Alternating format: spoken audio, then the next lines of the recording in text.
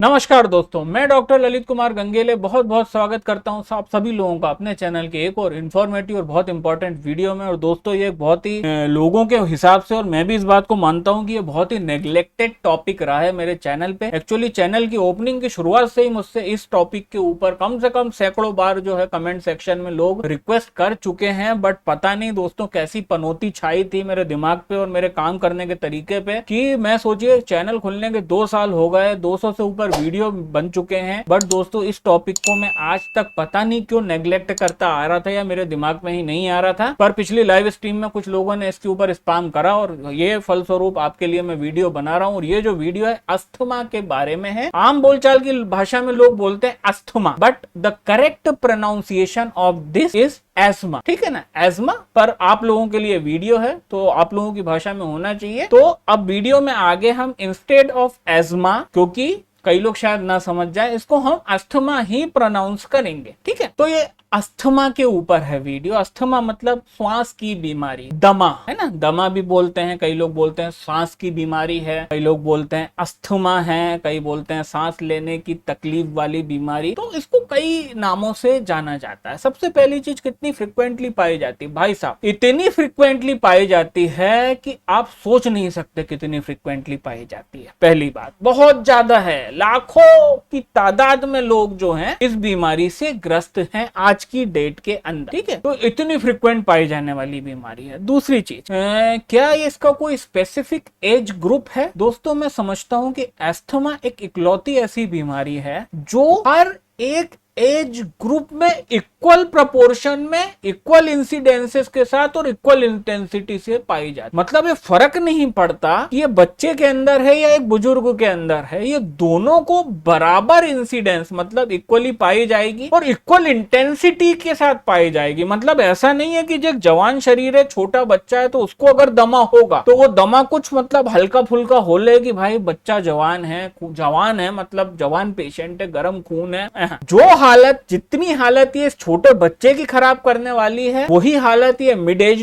लोगों की करती है, वही हालत ये एल्डरली लोगों की करती है, और ये सेम खराब हालत ये एकदम सुपर सीनियर सिटीजन की करती है। तो कहने का मतलब एक छोटा सा बच्चा 2 से 3 साल 4 साल के बच्चे से लेके 90 साल के बुजुर्गवार के बीच में जितनी स्टेजेस लाइफ की पड़ती है ना, बालावस्था, युवावस्था, किशोरावस्था, अधेड़ उम्र और सीनियर जो बिल्कुल ही बुजुर्ग हो जाते हैं, सब में पाया जाएगा। पहली बात, क्या कोई सेक्स प्रीडिस्पोजिशन सेक्सुअल है कि भाई क्या मेल में ज्यादा है या फीमेल में ज्यादा है? दोस्तों यहाँ पे भी ये इक्वली पाया जाता है। ये फीमेल के अंदर जिस इंसिडेंस में पाया जाता है, प्रिविलेंस जो इसका है, सेम प्रिविलेंस इसका मेल के अंदर भी है। तो कुल मिला के एकदम धोखेबाज, कोई नियम धर्म नहीं है, बिल्कुल दगाबाज बीमारी है, कोई इसका नियम नहीं है। हर एज ग्रुप में पाई जाएगी, हर सेक्स ग्रुप में पाई जाएगी, जिस भी एज ग्रुप में सुपीरियरली पाई जाएगी, मतलब जिस एज ग्रुप में सीवियर अस्थमा होगा वो उतना ही परेशान करेगा, चाहे वो छोटा बच्चा हो, चाहे जवान आदमी हो, चाहे बुजुर्ग आदमी।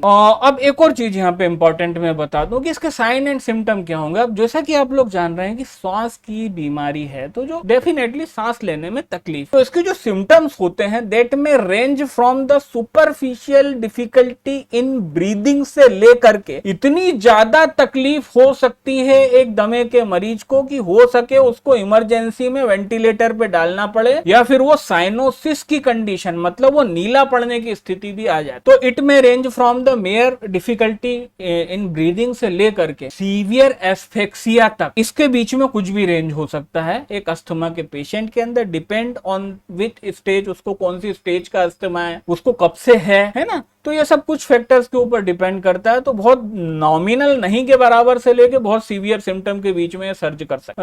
अब इसके टाइप कितने होते हैं ये बहुत जरूरी है जानना कि बेसिकली लोगों के अंदर, आम लोगों के अंदर इसके बारे में बस इतना ही ज्ञात है कि या तो सांस लेने की तकलीफ होती होगी, है ना, वो पिक्चरों में, हिंदी पिक्चरों में वो जो इनहेलर पंप यूज करते थे, मतलब वो वैसी बीमारी। बट ऑन द पैथोलॉजिकल और pathophysiological ground there is the classification of the asthma into the 2 type, ये दो प्रकार का होता है, अस्थमा दो प्रकार का होता है, ठीक है। जो पहला प्रकार है उसके अंदर that is what is known as the dry asthma. Dry मतलब जब पेशेंट सांस लेगा ना तो उसका जो रेस्पिरेटरी साउंड होगा जब आप स्टेथोस्कोप लगाओगे वो बिल्कुल क्लियर हो, मतलब उसका लंग्स पूरी तरह से ड्राई है, वहां कोई म्यूकस नहीं भरा है, ठीक है ना, वहां पे ऐसा कोई म्यूकस नहीं है, आपको रेटलिंग नहीं आएगी, वीजिंग जरूर आएगी। अभी मैं बताता हूँ वीजिंग और रेटलिंग में फर्क बताऊं कि वीजिंग मतलब बेसिकली अस्थमा होता क्या है, आप समझिए पैथोफिजियोलॉजी के लेवल पे। अस्थमा मतलब जब भी हमारे अंदर जो ब्रोंक्यूल्स होते हैं हमारे लंग्स के अंदर, जैसे कि हमारा ट्रेकिया है, ये जो ट्रेकिया है ये ट्रेकिया दो भागों में डिवाइड हुआ है ना, राइट और लेफ्ट में, क्योंकि एक राइट लंग में जाएगा और एक लेफ्ट लंग में जाएगा। तो जिस तरह से पेड़ का तना निकलता है और वो छोटी छोटी शाखों में डिवाइड होता है, फिर वो जो छोटी शाख है कुछ और छोटी शाखों में डिवाइड होती है, बिल्कुल वैसा ही डिजाइन रहता है हमारे लंग्स की। जो एक ट्रेकिया है वो दो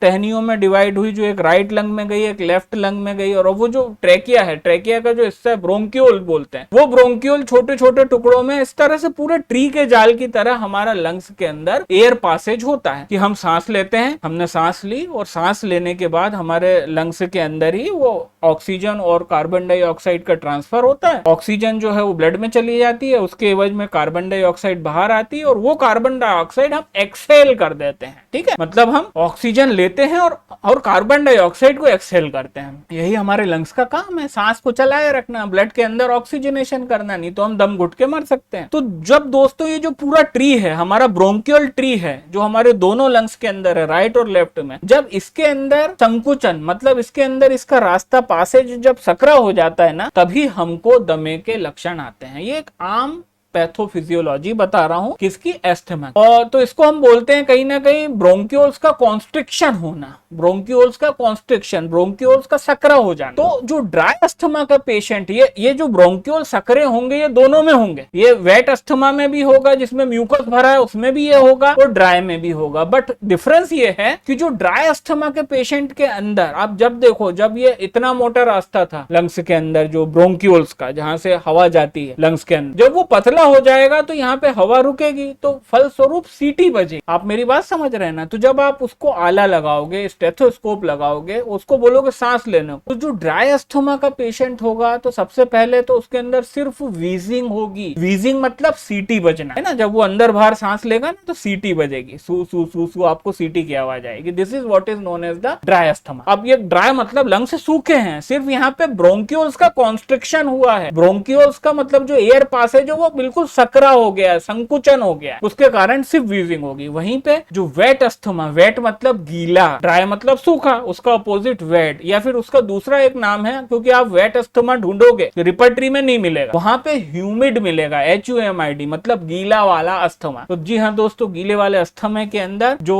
पेशेंट होगा उसके पूरे लंग्स में पहली बात तो म्यूकस भरा होगा, ठीक है। म्यूकस के साथ साथ वहां पे एक जो चीज हमको नई देखने को मिलेगी कि वीजिंग तो होगी ही, क्योंकि जो एयर पासेज है, ब्रोंक्यूल्स है, वो सकरे हो गए हैं, जैसे ड्राई अस्थमा में थे तो सकरे तो है ही, वो सकरे हैं, इसलिए वहां पे वीजिंग तो मिलेगी ही, सीटी की आवाज तो मिलेगी ही। बट दोस्तों क्योंकि वहां पे म्यूकस भरा है, वहां पे म्यूकस है खूब सारा, तो जो म्यूकस भरा है उस म्यूकस की वजह से वहां पे जो होगा एक रेटलिंग साउंड भी मिलेगा। रेटलिंग साउंड मतलब जैसे कि आपको, जैसे कि जब वो सांस लेगा तो ये जो अंदर म्यूकस भरा है, ये म्यूकस जब ऊपर नीचे होगा तो म्यूकस के ऊपर नीचे होने के कारण जो रेटलिंग शब्द है वो इंग्लिश ग्रामर में कहां पे यूज होता है, जो कागज होता है, कागज को कोई फड़फड़ाएगा तो that is the rattling sound, उसको बोलते हैं, उस साउंड को बोलते हैं रेटलिंग। तो इसी तरह से जब वो जो ढीला म्यूकस उसके चेस्ट में सांस लेगा वो ऊपर नीचे होगा, तो बिल्कुल दोस्तों वो उस म्यूकस के मूवमेंट के कारण एक फड़फड़ाने जैसी रेटलिंग साउंड आएगी। तो फलस्वरूप जो ह्यूमिड या वेट अस्थमा होगा उसमें हमको दो साउंड मिलते हैं, वन होगा एक रेटलिंग म्यूकस के ऊपर नीचे होने के कारण या मूवमेंट के कारण, और दूसरा होगा वीजिंग जो कि ब्रोंकियल कॉन्स्ट्रिक्शन के कारण है। और वहीं पे जो ड्राई अस्थमा होगा उसमें सिर्फ वीजिंग मिलेगी, क्योंकि वहां पे कोई भी म्यूकस नहीं है, क्योंकि वो ड्राई अस्थमा, वहां रेटलिंग नहीं मिलेगी। अब एक और चीज बहुत इंपॉर्टेंट, एक वीडियो बनेगा, या तो इस वीडियो के पहले आया होगा या इसके बाद आएगा, मैं दोनों का रेफरेंस दोनों वीडियो में डाल दूंगा, कि आप केयरफुली डिस्टिंक्शन कर लेना the difference between the cardiac asthma and pulmonary asthma. तो उसके ऊपर अगर वीडियो बन चुका होगा तो इस वीडियो के मैं कार्ड में ऊपर दे दूंगा, ठीक है ना, और आपको मिल जाएगा वो, क्योंकि पहले मैं उस पे वीडियो वीडियो बनाऊंगा, ये वीडियो मैं बाद में डालने वाला हूं। ये बहुत इंपॉर्टेंट है क्योंकि लोगों को डिफरेंस ही नहीं पता कि व्हाट इज कार्डियक अस्थमा। मतलब कहने का मतलब जो हार्ट डिजीज होता है, दिल की बीमारी होती है, उस दिल की बीमारी के अंदर भी एक ऐसा फेज आता है जिसके अंदर पेशेंट को सांस लेने में तकलीफ होती है ना।